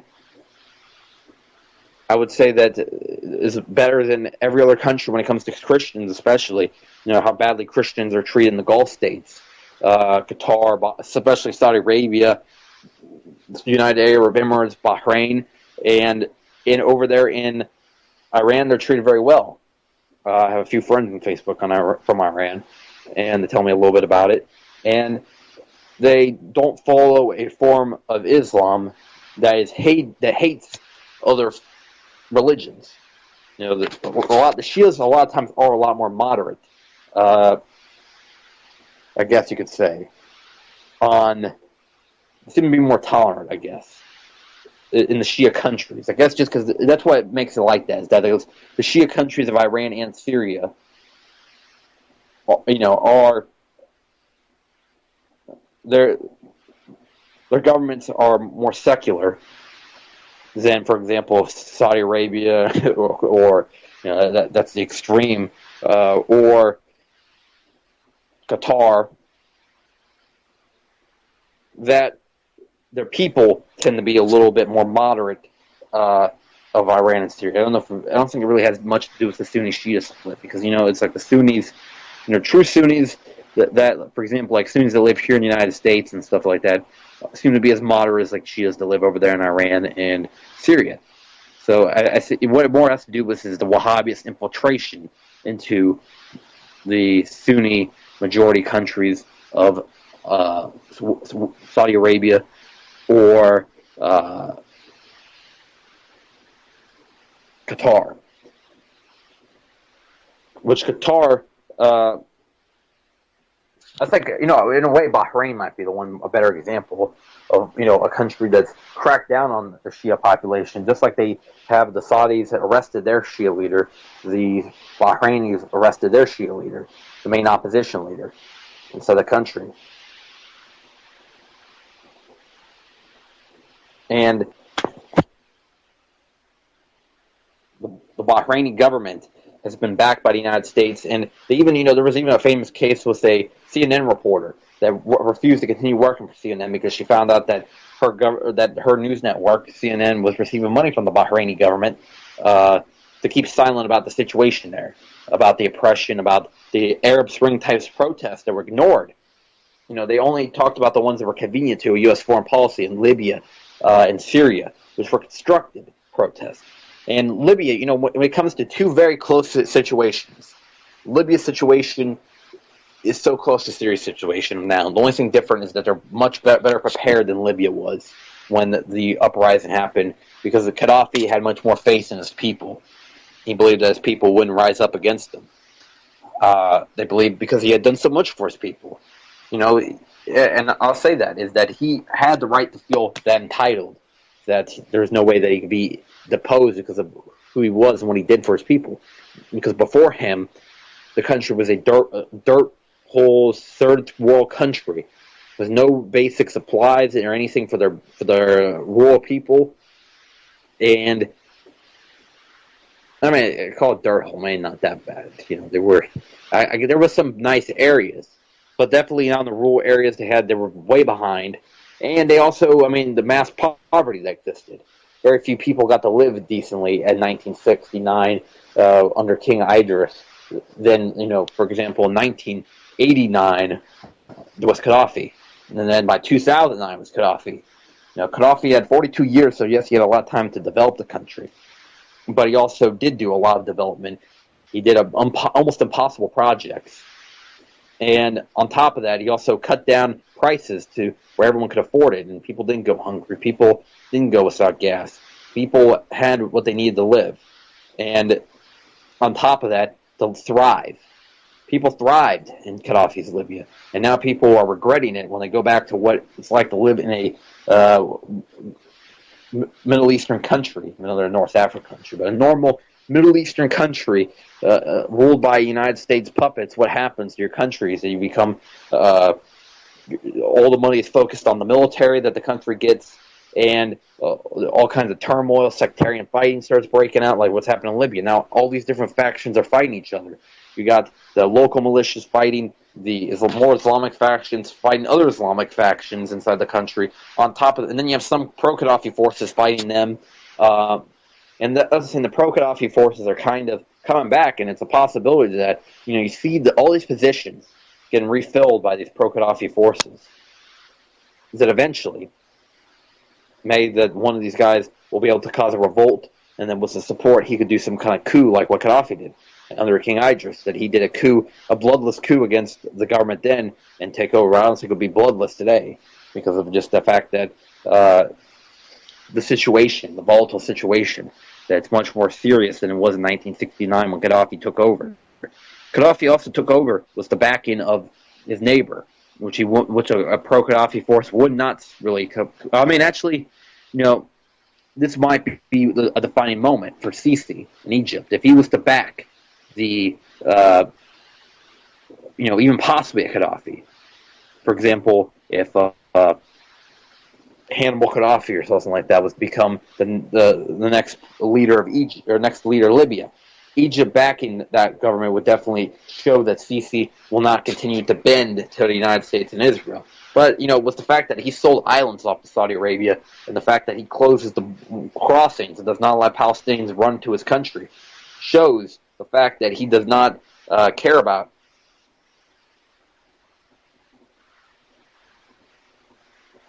his people, or those people. He cares about.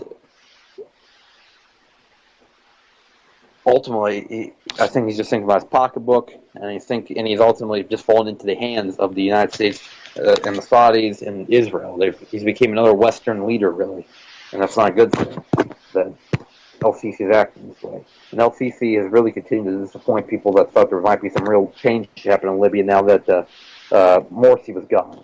He was an extreme United States puppet, and as you saw, was his stance towards Syria by being so against Assad. But there's said to be a curse between with people that oppose leaders that oppose Assad. That if you oppose Assad, if you say Assad must go, usually you end up going. Morsi went, Cameron went. There's quite a few that I saw on the curse list.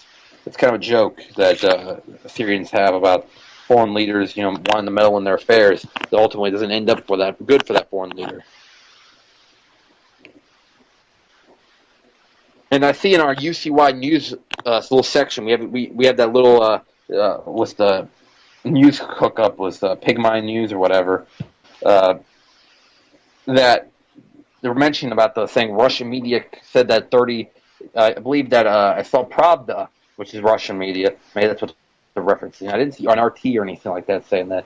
That I saw that Pravda said that 24 Israeli and United States intelligence officers, a few other Western intelligence officers, I guess, just in general, a very assorted Western intelligence officers were killed by a Russian strike from their Navy, plus to that extent.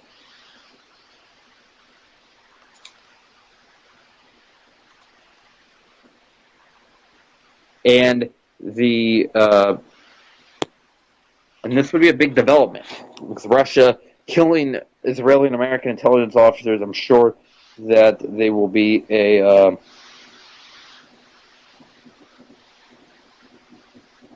we will know that this will lead to this might be that retaliation that could lead to a much bigger and possibly the opening up of this war. And I'm going to just check that out. Check out the 30 Israeli, because Actually, that was on our UCY Twitter page. Never mind. I'm just retweeting what the Anti-Media Radio had posted not that long ago. And you know, it's cool when we talk about a story about like the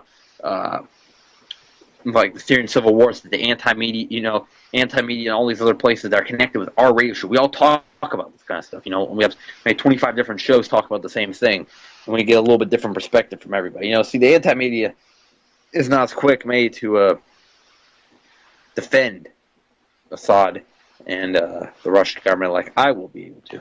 But see, I get a perspective from them themselves that I see that they are not under control of the New World Order, and while they might be flawed, there's a big difference between a New World Order puppet state like the United States government and a country that might have some internal problems, but ultimately it's free and sovereign, and it's fighting for the best of its people, and actually cares about its people. You can tell he cares about its people, and as far as he went so far. Now, and I have a feeling just by how this guy's typing large cannabis colas that this might be somebody that I know. But I mean, if that is somebody I know, just give me a heads up on the chat somehow. I don't know. Just don't make it obvious. Or you could, if it's the person I know, then they could probably text me. But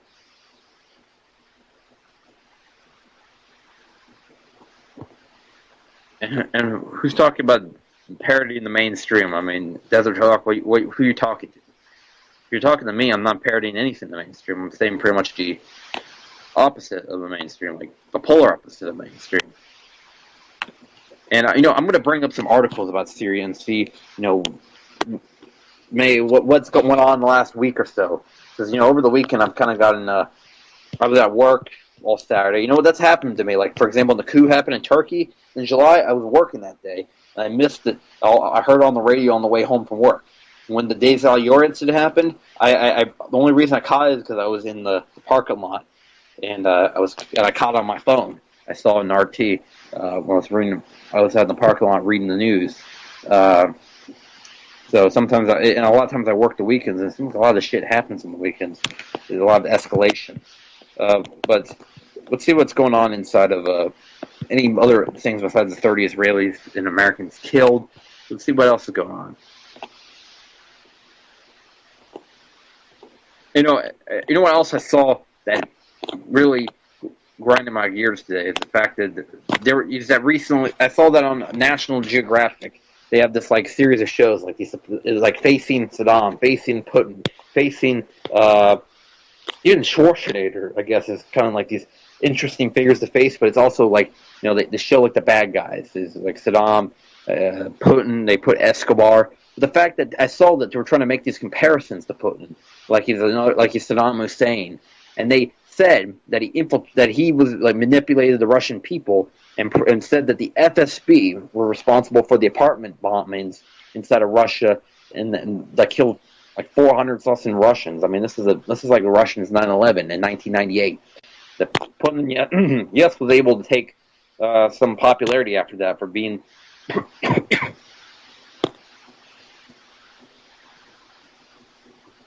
the strong man.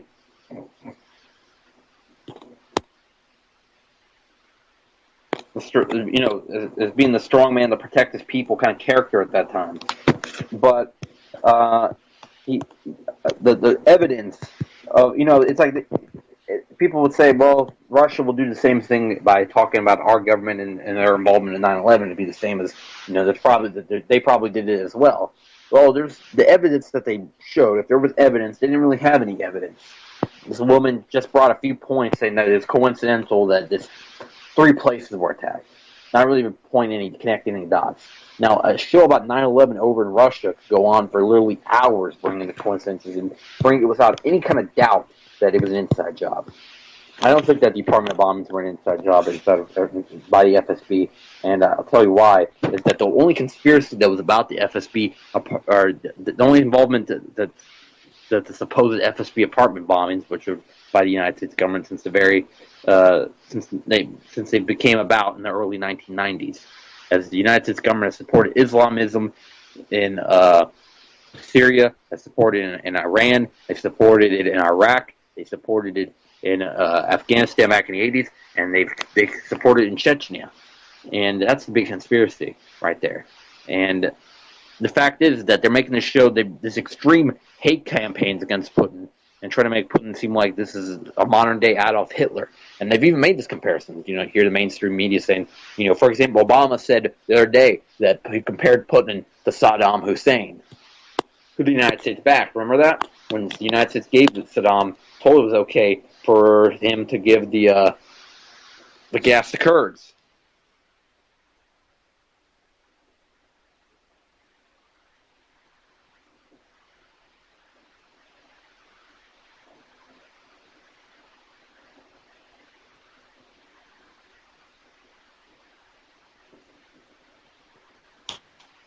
Saddam Hussein, and they all, it's not even comparable. Saddam Hussein and Vladimir Putin, and they're doing this to push they're making Vladimir Putin. They're painting him out like they painted, like they're gonna like they've made him seem like Adolf Hitler. And the thing is that what makes them they make all these accusations about stuff that didn't even happen, like the supposed involvement in the apartment bombings, or what about the supposed crackdowns on gays in this country, when it was really just a rule that says they can't wave their dicks around at the gay parade. That's literally about what the rule said, and they took it so out of proportion. Remember that when the whole saying that Russia is so homophobic, and went on and on and on about Russia's supposed homophobia, or that saying that they killed, that they also they made it seem like they killed a journalist and all that. When, if you looked at the long list of United States journalists that have been killed, and definitely most likely were killed by, like, Michael Hastings for exposing different government secrets, it just goes on and on and on. The evidence is not even really there that, that he killed the opposition guy there, forgot his name, Nemestovov, I think was the guy's name, that comes to mind when you think of the incidents that they blame on on Putin. Putin has now been at the center of a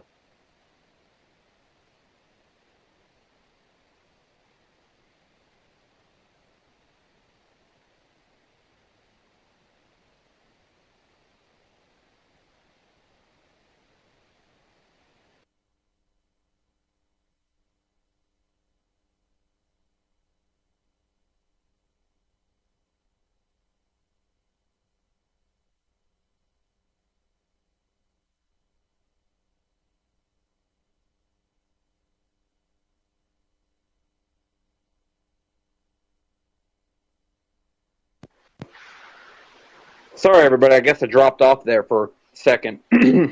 I was saying is that the demonization of Putin should make everyone think that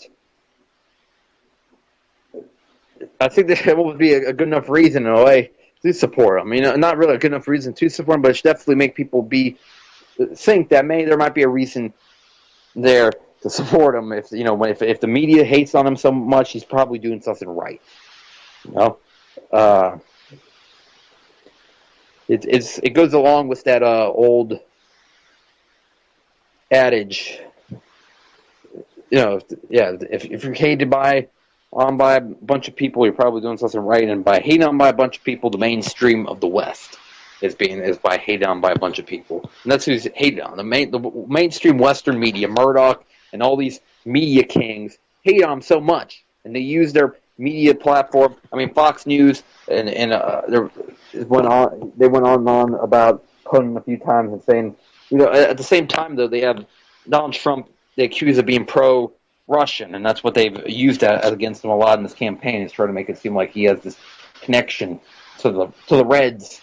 And I've seen even at one point the fear campaign going as far as calling Russia a communist country by a MSNBC reporter on Twitter. That's right, calling a country that has not been communist since 1985, really, if you look at it, when Gorbachev took power. That's about when the communist era ended. But in the Soviet Union, not ending until 1991. the Soviet Union actually fell apart. The Gorbachev already was done by 1980. Or I mean, the Soviet Chernenko was done in 1985. That was the last real communist leader, I guess, of Russia. Then Glasnost, Perestroika happened. Then the big sell-off happened just a few years later, the mid 90s. Remember that? Is that the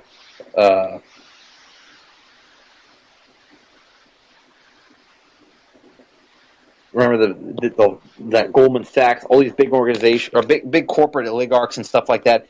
During, just to put in perspective, who a lot of Russia's internal or a lot of Putin's internal enemies are, is that a lot during the 90s, a lot of multi-millionaires inside of Russia bought off during the state auctions. Pretty much everything was auctioned off. A lot of the formerly state-owned enterprises and such were sold off at 5% of their actual value. For example, their state media that was worth $1 billion sold for $50 million. And I think it was to Boris Berezovsky, who had connections with the Bush family. He was connected with Neil Bush. It was known to, or no, Calvin Bush was known to have decent relations with was it decent? Or no, maybe it was Marvin Bush. Now I got all the Bushes mixed up. There's Neil. I think Neil's the youngest one. Neil's the youngest one. I think it's Calvin Bush. Yeah, it was Calvin Bush. He had connections with, and that he was his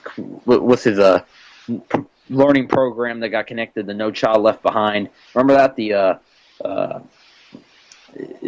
had the Ignite learning program that he made a ton of money off of that. At one point, he was making $180,000 a year off his crappy learning program, and one of the big investors is Boris Berezovsky. And there was all these other ones, Khodorkovsky, who has a partnership in London with the Rothschild family, was one of the people that Putin threw in jail in 2000. In the 2000s, the 2000s is a bad years for oligarchs inside of Russia. Now they've formed political opposition and try to make any kind of meaningful political opposition. Well, the truth is that Putin has such a strong hold of the country at this point that the it would be the only way that he's going to fall out of power, with 90% support, is by a coup, some kind of Euromaidan incident, which is a coup, or being assassinated. Which I don't think Putin's going to get assassinated anytime soon. His intelligence is some of the best in the world. I was actually looking, is that apparently something's coming back. Apparently that from the Soviet Union, that in order to protect Putin further from threats. I'm going to bring up the article here about this organization that's might be returning. Is what people are saying. Or at least that's what. Yeah, there was a Western propaganda site for posting this after he won, to make him sound even scarier. That he says that he has this scary grip over the country after he won the parliament, or after he won the local elections. That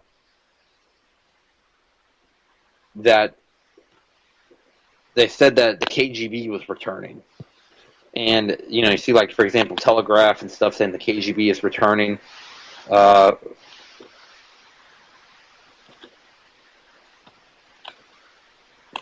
Mostly all I see is just Western media sources are saying it, but I actually saw anti-media said it.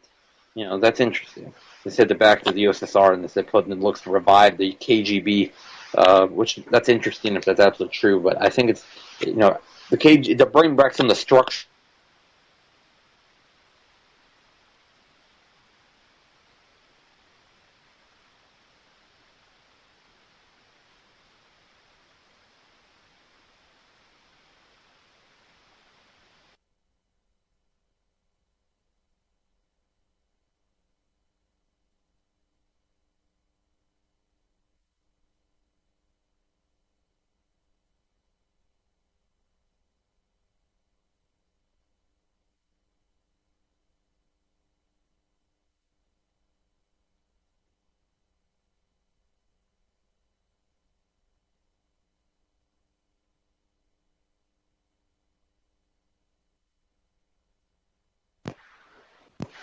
Sorry, guys. Again, I got booted off once again.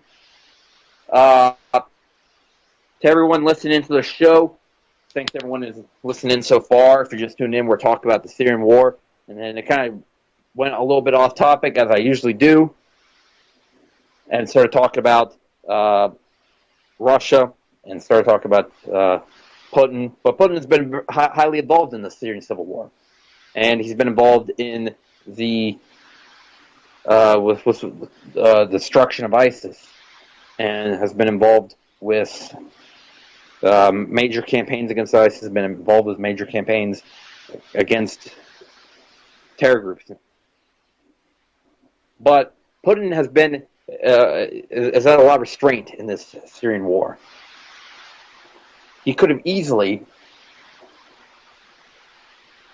used this as an excuse to retaliate. The 83 killed at the Deir al-Yor incident, and he hasn't. At least not confirmed by the Western media. Now, he might have done something a bit more covert, and that was the intelligence officers getting killed. And that's why, if that was true, the United States media is not even reporting it, and it's because they probably are ashamed and feel like this is a hit to their image, that they let the Russians strike them, and that they're scared to strike back, I think. And it also looks bad that they let their intelligence officers get killed. Let their intelligence officers get killed. So, they let their intelligence officers get killed. And if that's true, it doesn't look like they're going to do anything about it. At least not for now. Because it seems like every time there is an incident that Russia's involved in, they blow it out of proportion, or they just make up incidents. There's a lot. For example, this convoy that was hit. They kept talking about that, and there was no solid evidence that they did it. The convoy. I know there was actually a little bit of evidence that the United States government was around with their military, and there was one spy drone that was shot down by the Syrian army. But perhaps we haven't seen the retaliation attack by those forces inside of Syria. And when it does happen, it's going to be interesting to see what happens. See if this will escalate to the point, for example, if possibly the United States has been heavily involved inside of eastern Syria. So if they were to find the United States troops inside of eastern Syria and were to attack and kill like 6 of them, what that would do? What kind of response would that get? I'm sure that the people on like Breitbart and all these other sources would definitely blow it out of proportion. Breitbart and talk about how they let 6 of our soldiers get killed and our government did nothing. It's bad that, and I bring this up because I find it terrible that people use this as a legitimate alternative media source. Milo Yiannopoulos, who's a hardcore Zionist supporter, and is scaring people about Iran. Which, what is scary is that he supports the country with 411 nuclear weapons, leaders that are psychopathic enough to press the red button. Like I said, the Israeli government, these people are religious fanatics, and they are racial supremacists. They believe they're superior because they have Jewish blood. They believe that the rest of us are below them. They believe that, like I said, the one Mehmed Begin said that they are divine gods on this planet, and that the rest of us, and they believe that the rest of us are goyim, cattle. They believe like they're the only humans and the rest of us are animals. I, for one, find that to be a big problem. And a lot of Americans don't even know about the word goyim. And that's also going back to the scenarios that with Israel and their tinkering with the Syrian situation, and that the fact that they don't find the strikes that they're doing to even be a problem, because they find those Arabs to be lower than them. You hear what these Zionist rabbis have to say, and they call Arabs animals. They call them subhuman, and they call them goyim. And that's to the ideology of Israel and the hateful ideology that exists inside of Israel. And they will be there when the invasion happens of Syria and Iran. Israel's going to be involved. And they're going to get the United States to bring in the big amount of troops because the Israeli government doesn't have the large amount of troops that's needed for such invasions. But they do have the fanatical ideology to support bringing some hardcore soldiers. And these people have actually been seen inside of Israel having like ISIS-style flags and saying, telling the N-words to go home against the African migrants inside their country. So, and it's funny that, again, the Zionists will push on, they won't allow any refugees or anything in their own country. But inside of Europe, they'll push the refugees towards them and tell them that they should accept them. On wars that the European countries that had really no part of the wars that they were the masterminds behind, or were the second masterminds behind the United States masterminds of the attack on these countries that caused the refugees. For example, the Syrian situation, where their support for al-Nusra and others is causing the mass amount of refugees.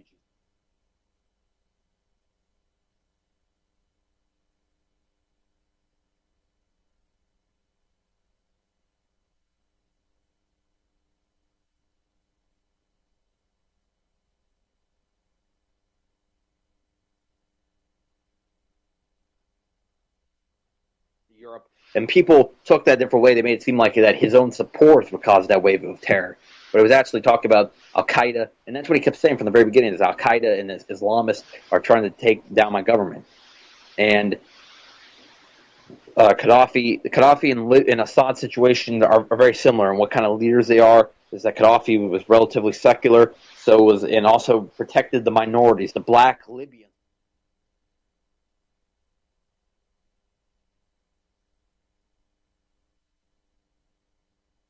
By the Syrian soldiers. The Palestinians are protected inside the country. The Kurdish are protected inside the country. And also another thing is that it's an Islamist uprising, just like in Libya is an Islamist uprising inside of Syria. I feel like I should read the speech one more time just to remind people, of Gaddafi's situation, because I remind people about what kind of leader Gaddafi was, and also put in perspective what kind of leader Assad is as well. Because it's a beautiful speech, and I think that I should remind people of this speech. I'm going to do it. Let me bring it up if I can find it real quick.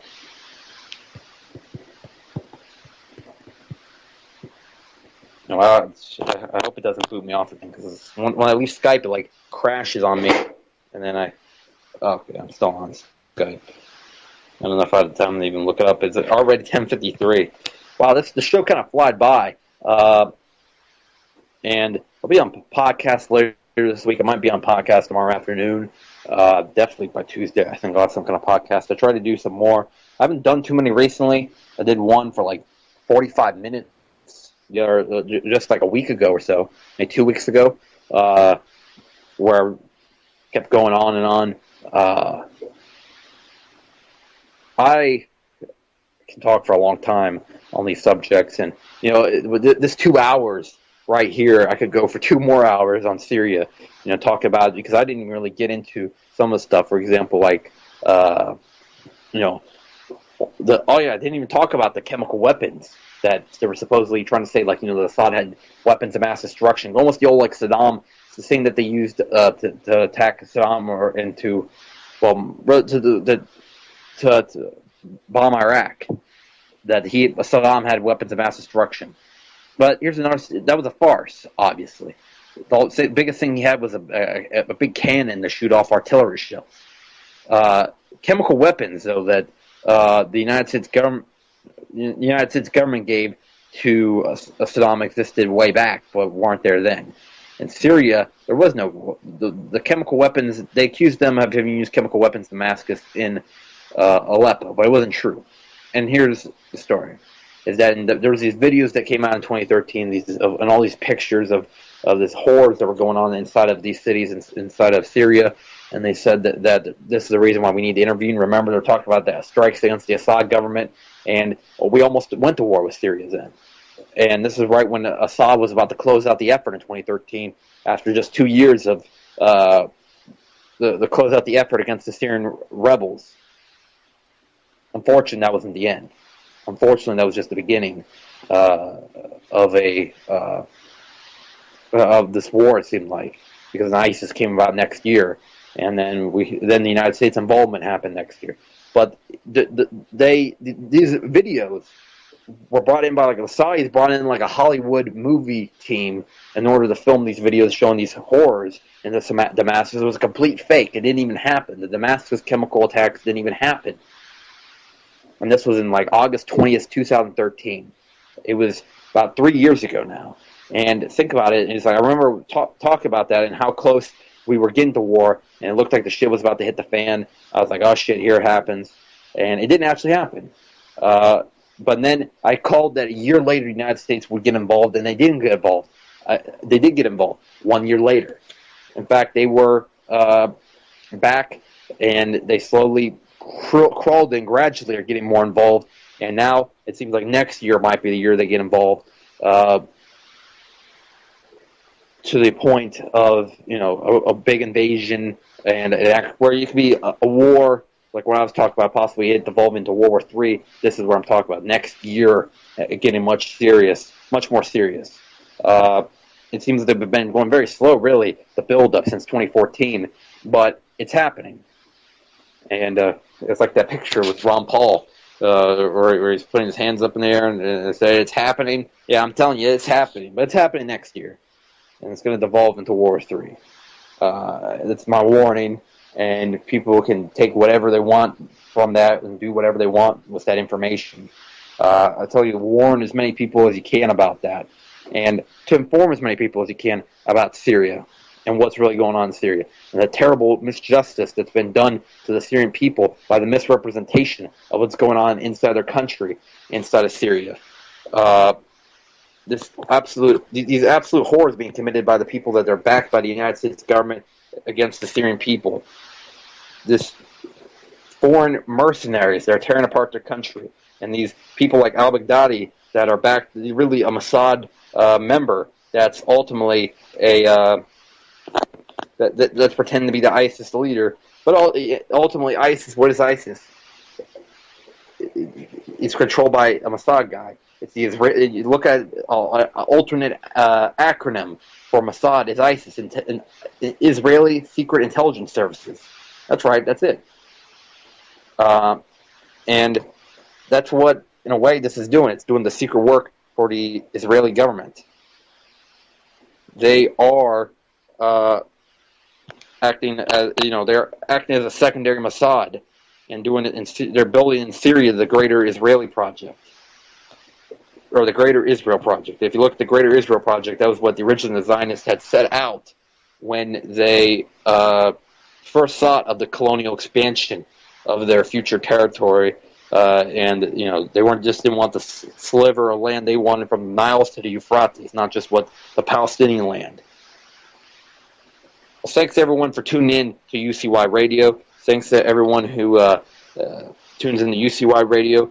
Stay tuned, and definitely come back next week, 9 o'clock Eastern Time, as always. Check out my podcast. Subscribe to me at Chris Jackson Rojas on Facebook. Thanks everyone who tuned in tonight, as we're about to hit the bumper here in a second. Should be hitting in about a couple seconds. Running no return and nobody can stop it. Malcolm Little when he knelt before Elijah Muhammad, the comet that killed the dinosaurs, changing the earth. They love to criticize, they always say I changed for the worse. Like prescription pills when you misusing them, nigga. The Templar Knights when they took Jerusalem, nigga, and figured out what was buried under Solomon's temple, Al-Aqsa. The name is not coincidental. I know too much, the government is trying to murder me. No coming back like cutting your wrists open vertically. How could the serpent be purposely put in charge of the country Genetic engineered sickness spread amongst me. My people are so hungry that they attack without reason, like a fucking dog ripping off the hand that feeds him. Immortal technique is treason to the Patriot Act. So come and get me, motherfucker, cause I'm not coming back. This is the point from which I can never return. And if